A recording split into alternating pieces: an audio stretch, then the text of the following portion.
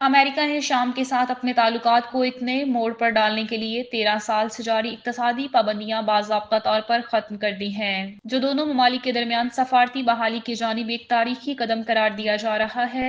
अमरीकी वज़ीर ख़ारजा Marco Rubio ने ऐलान किया कि शाम को पहले 180 दिन की अबूरी मुअत्तली दी गई थी, जिसके बाद अब पाबंदियां मुकम्मल तौर पर ख़त्म की जा रही हैं। उन्होंने कहा कि यह कदम दोनों मुल्कों के दरमियान बाहमी एतमाद की बहाली का पहला और अहम संगे मील है।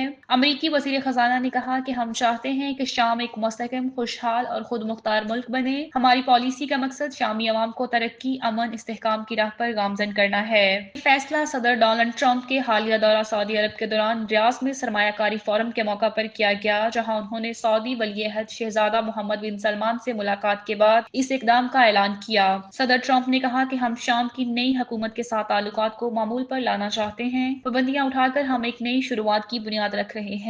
इस पेशरफ्त के बाद एक और अहम वाक़या तब रूनुमा हुआ जब शाम के अबूरी सदर अहमद उल-शरा और सदर ट्रंप के दरमियान सऊदी अरब में बराह रास्त मुलाकात हुई।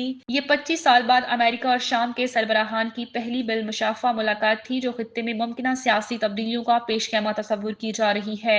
माहिरीन के मुताबिक शाम पर पाबंदियां खत्म होना न सिर्फ शामी मईशत को सहारा देगा, बल्कि खित्ते में देरपा अमन, मौशी तरक्की और सफारती ताउन के लिए नए दरवाजे भी खोलेगा। ताहम माहिरीन ये भी तस्लीम करते हैं कि शाम को दाखिली तौर पर मुतअद्दिद सियासी और इक़्तिसादी चैलेंजेस का सामना है, जिनसे निमटना नागुज़ीर होगा। ये फैसला ऐसे वक्त में सामने आया जब मशरिक़ वस्ता पहले ही इसराइल फलस्तीन तनाज़ा समेत कई संगीन बहरानों का शिकार है, और इस पेशरफ्त से खित्ते में ताकत के तवाज़ुन में एक अहम तब्दीली का इम्कान ज़ाहिर किया जा रहा है।